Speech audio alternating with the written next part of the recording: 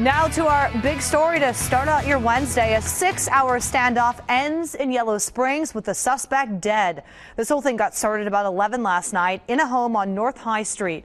Our Amber Watson has been out there all morning long, and she joins us now live with the neighbors' reaction. Good morning, Amber.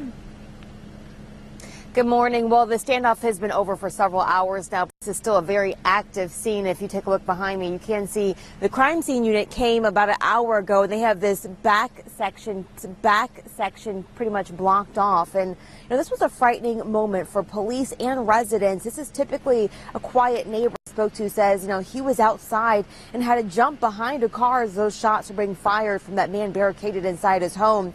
And this a little after 5, after that man was found unresponsive in his home, and he was shot and killed. Right now, it's not clear if the gunshot was self-inflicted, but according to residents we talked to, that man got into a fight with a family member, and that's when he. Now, at 3 different times we heard gunshots coming from the home, and one neighbor we talked to says, she was friends with that man involved in that standoff, and she knew he was heavily armed, but never expected this.